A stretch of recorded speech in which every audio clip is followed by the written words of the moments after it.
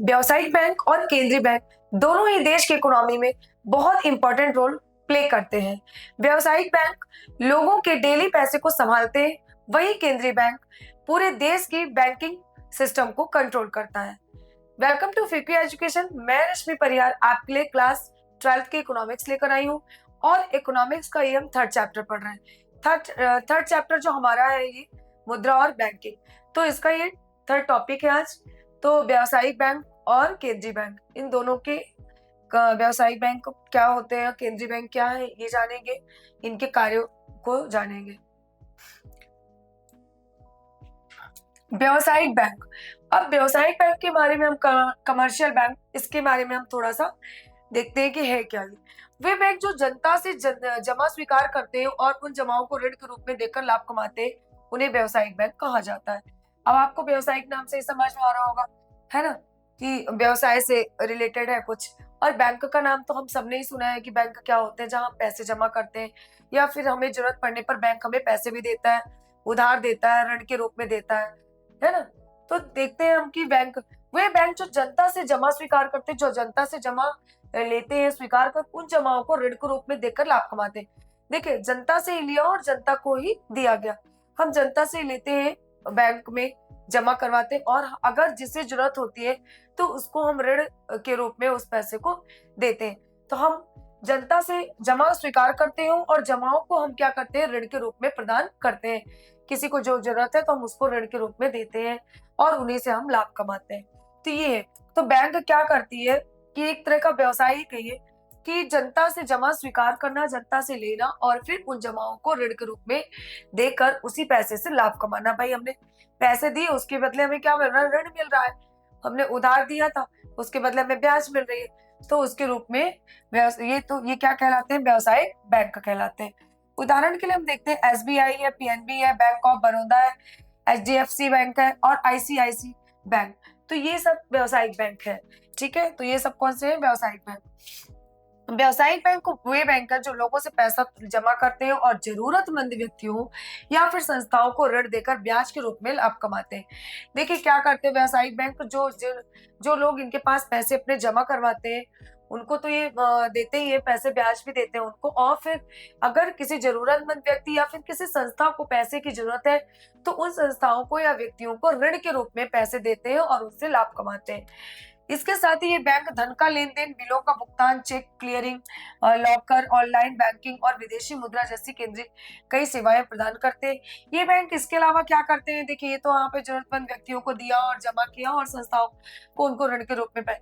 इसके अलावा भी इनका क्या काम है, बैंक धन का लेन देन करता है ना।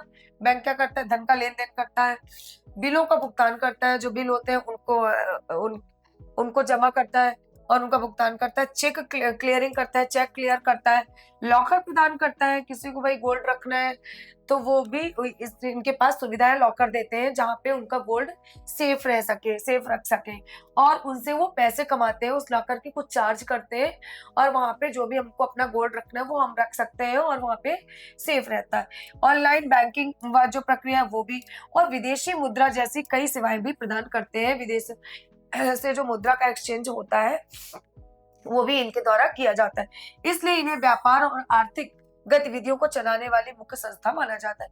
इसलिए इन्हें व्यावसायिक बैंक का नाम दिया गया है और इसलिए इन्हें व्यापार और जो आर्थिक गतिविधियां है उनको चलाने वाली मुख्य संस्था माना जाता है व्यावसायिक बैंक को। व्यावसायिक बैंकों के कुछ कार्य हैं। प्राथमिक कार्य कौन से हैं, प्राइमरी फंक्शन, जमा स्वीकार करना, एक्सेप्टिंग डिपॉजिट, बचत जमा सेविंग अकाउंट, चालू जमा, आवर्ती जमा और सावधि। ठीक है, तो देखिए व्यावसायिक बैंक कुछ कार्य करता है, जो है जमा स्वीकार करना। उसके अंतर्गत क्या करते हैं वो कि बचत जमा, एक पैसे को जमा करना, मतलब जो लोग बचत करना चाहते हैं तो उसको भी वो सेव करता है, जमा करता है, सेविंग करता है। चालू खाता, कुछ लोग ऐसा खाता खुलवाते हैं जिसमें उन्हें मतलब पैसे तो जमा करते हैं लेकिन जब भी उनको जरूरत हो तो वो पैसे को निकाल सकते हैं, निकालते रहते हैं। और एक आवर्ती जमा, ऋण जमा, इसको भी व्यावसायिक बैंक प्रदान करता है, देता है। और सावधि जमा, ये भी उसके कार्य। सावधि फिक्स्ड डिपॉजिट, FD, जो FD कर लेते हैं, जैसे हमने कुछ दिन के लिए कुछ पैसे फिक्स्ड कर दिए, इतने सालों के लिए कर दिए, हमने FD डाल दी, हाँ, आज हमने 20,000 की एफडी डाल दी, अब हम उसको 15 साल के लिए हमने फिक्स कर दिया। इस प्रकार से वो ये वाली भी सुविधाएं देता है, ये भी कार्य करता है सावधि जमा, फिक्स डिपॉजिट। ऋण और अग्रिम देना, यहाँ पे हमने जमा स्वीकार की बात की, अब वहाँ पे ग्रांटिंग लोन्स एडवांस, ऋण भी देता है और अग्रिम देना, नगद ऋण भी प्रदान करता है, ओवरड्राफ्ट भी प्रदान करता है, टर्म लोन भी देता है, हाउस लोन, एजुकेशन लोन भी देता है, क्रैश क्रेडिट आदि। अब ये क्या करता है, ऋण भी प्रदान करता है, अग्रिम भी देता है, नगद रूप में भी ऋण प्रदान करता है, पैसे को ओवरड्राफ्ट भी देता है, टर्म लोन भी, हाउस लोन भी, किसी को घर बनवाना है उसके लिए भी ये लोन प्रदान करता है, होम लोन देता है, एजुकेशन, किसी बच्चे को पढ़ाई के लिए उसके पास पैसे नहीं है तो एजुकेशन लोन भी वो देता है। पूरा खर्चा ये जो बैंक उठाएगा, लेकिन उसके बदले जो ब्याज है उसको देना पड़ेगा बैंक को, तो यहाँ से उनको लाभ कमाते हैं। क्रैश क्रेडिट की भी सुविधा ये देते हैं, इसका कार्य भी ये करते हैं और इन्हीं से इनको लाभ मिलता है। द्वितीय कार्य में, अब हमने प्राथमिक कार्य में तो देखा, अब हम सेकेंडरी फंक्शंस भी है कुछ, इनके द्वितीय कार्य में क्या क्या कार्य है वो हम देखते हैं। प्राथमिक कार्य हमने देख लिया, अब द्वितीय कार्य में क्या करते हैं, एजेंसी कार्य करते हैं, ग्राहकों की ओर से भुगतान करना, बिजली बिल, पानी बिल देना, ठीक है, ग्राहकों की ओर से ये बिजली का बिल भी प्रदान दे देते हैं और पानी का बिल भी देते हैं। चेक ड्राफ्ट की वसूली भी ये करते हैं ना, चेक के द्वारा और ड्राफ्ट के द्वारा भी ये वसूली करते हैं, का काम करते हैं। बीमा प्रीमियम जमा करना, प्रीमियम जमा करने का भी इनका काम है। वेतन पेंशन का भुगतान भी करना इनका काम है, वेतन का और पेंशन का भुगतान करने का कार्य भी इन्हीं के द्वारा किया जाता है। सामान्य उपयोगी सेवाएं, जनरल यूटिलिटी सर्विस, लॉकर सुविधा भी प्रदान करता है, ठीक है, लोगों को सामान्य उपयोगी सेवाएं दे रहा है। इसके अंतर्गत हम देख रहे हैं ना, यहाँ पे हमने प्राथमिक कार्य देखा, द्वितीय कार्य देखा, अब हम सामान्य उपयोगी सेवाएं जो देता है वो हम देख लेते हैं। जनरल यूटिलिटी और सर्विस, लॉकर की सुविधाएं देता है लोगों को, लोगों के पास गोल्ड घर पे सेफ नहीं है, अब उनको लगता है भाई हम कहाँ सेफ रखें इसको, तो लॉकर की सुविधा देते हैं, उनसे चार्ज लेते हैं और उसको सेफ रखते हैं उनके गोल्ड को लॉकर की सुविधा देकर। ई बैंकिंग, मोबाइल बैंकिंग, इसका कार्य भी करते हैं, ऐसी सुविधा भी ये दे रहे हैं। विदेशी मुद्रा विनिमय, विदेशों से कोई मुद्रा है उसको विनिमय करना है, एक्सचेंज करना है, या हमको विदेशी मुद्रा को भारत में की मुद्रा से कन्वर्ट करना है, चेंज करना है, तो वो भी काम इनका है।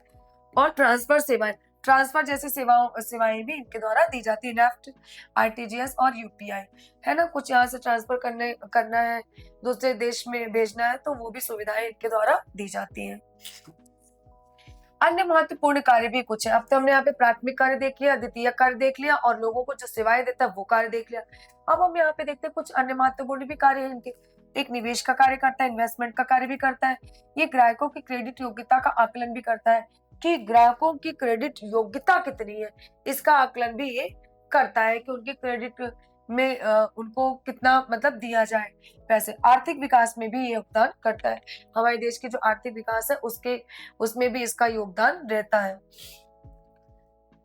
अब केंद्रीय बैंक के कार्य, अभी हमने देखा व्यावसायिक बैंक, व्यावसायिक बैंक क्या होते हैं, व्यावसायिक बैंक के कार्य क्या होते हैं, किस प्रकार ये कार्य करता है। अब हम देख रहे हैं यहाँ पे फंक्शंस ऑफ सेंट्रल बैंक, कि सेंट्रल बैंक कैसे कार्य करता है। अब सेंट्रल बैंक का काम क्या होता है, मुद्रा जारी करना, इशू ऑफ करेंसी, तो देश में नोट छापने का अधिकार जो है केंद्रीय बैंक के पास होता है। जो देश में हमारे नोट छपते हैं वो किसके द्वारा छापे जाते हैं, केंद्रीय बैंक के द्वारा, ये अधिकार सिर्फ केंद्रीय बैंक के पास ही है, ठीक है। भारत में 1, 2, 5, 10, 20, 50, 100, 200, 500 और 2000 नोट आरबीआई जारी करता है, ठीक है। कौन जारी करता है, आरबीआई करता है, रिजर्व बैंक ऑफ इंडिया। तो 1 के 2 के 5 से लेकर पूरे हमने 2000 तक के नोट देखे, कौन करता है, reserve bank of India, RBI. बैंकों का बैंक होता है बैंकर्स बैंक, सभी वाणिज्यिक बैंक अपनी आवश्यक अंश सीआरआर, एसएलआर केंद्रीय बैंक में रखते हैं, ठीक है। केंद्रीय बैंक उन्हें ऋण भी प्रदान करता है, उसको सीआरआर उनके पास जमा करना पड़ता है, इसका कोई ऋण नहीं मिलता है और ये जमा के रूप में उनके पास रखना पड़ता है, एसएलआर भी। सरकार, केंद्रीय बैंक उन्हें ऋण प्रदान करता है, जब ये बैंक उनके पास रखते हैं तो उसको उनको वो ऋण प्रदान करता है, कुछ जमा के रूप में उनके पास ये सीआरआर और एसएलआर रखना पड़ता है। सरकार का bank, banker to the government, सरकार के खाते को संभालता है, सरकार के जो खाते हैं उनको ये संभालता है, सरकार को ऋण भी देता है और सरकारी भुगतान और प्राप्तियां देखता है, सरकार ने कितने भुगतान किए और कितनी उसके प्राप्तियां हुई वो भी ये देखता है, सरकार को ऋण देता है, ये सरकार को भी ऋण उधार प्रदान करता है, सरकार के खातों को भी ये संभाल के रखता है और सरकार ने कितने भुगतान किए और कितने उसे प्राप्तियां हुई, कितना प्राप्तियां, ये भी ये देखता है। ऋण नियंत्रण, क्रेडिट कंट्रोल, अर्थव्यवस्था में धन की मात्रा को भी ये नियंत्रित करता है ना। जो अभी हमने देखा मुद्रा संकुचन और मुद्रा स्फीति की जैसी जो समस्याएं आती है उसको भी ये कंट्रोल करता है। तो अर्थव्यवस्था में धन की मात्रा को ये क्या करता है, नियंत्रित करता है। Repo rate, bank rate, CRR, SLR, ठीक है, रेपो रेट, सीआरआर और बैंक रेट ऐसे जैसे उपकरणों का ये प्रयोग करता है, ठीक है। विदेशी मुद्रा का प्रबंधन, फॉरेन एक्सचेंज मैनेजमेंट, विदेशी मुद्रा भंडार नियंत्रण करता है। विदेशी मुद्रा का जो भंडार है उसको भी ये नियंत्रित करता है। विनिमय दर को स्थिर रखने में सहायता करता है। विनिमय दर जो हम एक्सचेंज करते हैं उसकी दर जो है उसको भी स्थगित रखता है, स्थिर रखता है, उसको स्थिर रखने में भी यह सहायता करता है। विदेशी मुद्रा का जो भंडारण है उसको किस प्रकार नियंत्रण करना है वो भी काम ये करता है। तो विदेशी मुद्रा का प्रबंधन भी करता है, विनिमय जो हो रहा है वहां से उसको किस प्रकार स्थिर रखना उसमें भी यही सहायता करता है। ऋण को नियंत्रण करता है, ये हमने देख लिया। विदेशी मुद्रा का प्रबंधन करता है, ये भी। वित्तीय स्थिरता बनाए रखना, ठीक है, वित्तीय स्थिरता किस प्रकार बनी रहे ये काम भी ये करता है। बैंकिंग व्यवस्था की निगरानी करता है, ये क्या करता है, बैंकों की व्यवस्था जो है उनकी भी, सारे बैंकों की व्यवस्थाओं की निगरानी करता है, सब पर ये देख रेख करता है, सब पर अपनी नजर रखता है। आर्थिक संकटों के समय मार्गदर्शन करता है। कभी हमारे देश में कोई आर्थिक संकट आ गया, कोई ऐसी परेशानी आ गई, कोई आपदा आ गई, तो वो भी ये मार्गदर्शन उस टाइम करता है कि क्या करना चाहिए, किस प्रकार से। तो ये पूरा मार्गदर्शन का काम, वो रास्ता दिखाता है, ठीक है, मार्गदर्शन करता है, रास्ता दिखाता है, वो यही करता है। और बैंकिंग व्यवस्था की पर, पूरी बैंकों की व्यवस्था पर निगरानी रखता है। लोक हितकारी और विकासात्मक कार्य, लोगों के हित के लिए भी कार्य करता है और विकासात्मक कार्य। तो ये जो मेन पॉइंट है, इनके अंदर जो मेन हेडिंग्स है और इनके अंदर जो पॉइंट है उनको इम्पोर्टेंट है, उनको याद रखना। ग्रामीण व कृषि विकास को बढ़ावा देना, अभी क्या करता है, ग्रामीण और जो कृषि विकास है उनको भी ये बढ़ावा देता है, उनके ऊपर भी अपनी नजर रखता है और उनके विकास में भी हेल्प करता है। भुगतान प्रणाली, यूपीआई, नेफ्ट का विकास, भुगतान प्रणाली जैसे हमें यूपीआई करना है, नेफ्ट, ये आज चीजों का भी ये विकास करता है। तो लोगों के हित के लिए और उनके विकास के लिए भी ये कार्य करता है। बैंकों द्वारा साख का सृजन, बैंकों द्वारा साख का सृजन, credit creation bye commercial bank. अब देखिए साख क्या होता है, लोन और क्रेडिट क्या है। जब बैंक अपने पास जमा की गई राशि केवल एक हिस्सा नगद रूप में रखते हैं और बाकी राशि को ऋण के रूप में ग्राहकों को देते हैं, इस प्रक्रिया को साख कहते हैं। देखिए जब बैंक क्या करता है कि अपने पास जमा की गई राशि का केवल एक हिस्सा नगद रूप में रख लेता है, ठीक है, वो अपने पास नगद रूप में रख लेता है और बाकी जो राशि है, बाकी राशि को ऋण के रूप में ग्राहकों को, ऋण के रूप में ग्राहकों को देता है, तो इस प्रक्रिया को ही साख कहा जाता है ना। तो जो जमा होती है उसके पास राशि, उसका एक हिस्सा तो नगद के रूप में, कैश के रूप में अपने पास रखता है और जो बाकी राशि है उसको क्या करता है कि लोगों को ऋण के रूप में दे देता है, ग्राहकों को ऋण के रूप में देता है और इस प्रक्रिया को साख कहा जाता है। साख का सृजन क्या है कि जब एक बैंक द्वारा दिया गया ऋण किसी अन्य व्यक्ति के खाते में जमा हो जाता है। जब किसी एक बैंक ने ऋण दिया और किसी अन्य व्यक्ति के खाते में जमा हो गया और वह नया जमा जो बन जाता है, डायरेक्ट डिपॉजिट बन जाता है, तो बैंकिंग प्रणाली में धन की कुल मात्रा बढ़ जाती है। बैंक इस प्रक्रिया से कई गुना धन सृजित कर लेते हैं और इसे ही साख सृजन कहा जाता है। देखिए जब बैंक क्या करता है कि किसी बैंक ने ऋण दिया और किसी अन्य व्यक्ति के खाते में वो ऋण जमा हो जाता है, तो वह नया जमा बन जाता है। वह नया जमा बन जाता है तो बैंकिंग प्रणाली में धन की जो मात्रा है वो क्या हो जाती है, बढ़ जाती है, ठीक है। और इसी प्रक्रिया को जब धन की अधिकता हो जाती है, धन की जो कुल मात्रा है वो बढ़ जाती है, धन जमा हो जाता है, इस प्रक्रिया को कई गुना धन सृजित कर लिया जाता है और इसको ही हम क्या कहते हैं, साख सृजन कहते हैं, ठीक है। कि जब मतलब बैंक द्वारा दिया गया ऋण किसी अन्य व्यक्ति के खाते में जमा हो गया और वह नया जमा बन गया और नया जमा बनने के बाद बैंकिंग प्रणाली में धन की जो मात्रा है वो उसकी अधिकता हो जाएगी, वो बढ़ जाती है, तो फिर यह साख सृजन कहलाएगा। तो इसी प्रक्रिया से कई गुना धन जब सृजित कर लेते हैं तो इसे साख सृजन कहते हैं। साख सृजन होता कैसे है, प्रोसेस क्या है। ग्राहक बैंक से 1000 जमा करता है, क्या करता है, ग्राहक बैंक से 1000 जमा करता है, यह बैंक की प्राथमिक जमा, प्राइमरी डिपॉजिट है। 1000 जमा करता है ग्राहक, बैंक में जाकर 1000 पैसे जमा कर दिया, ठीक है, यह उसकी क्या हो गई, प्राथमिक, उसने स्टार्टिंग यहीं से करी है।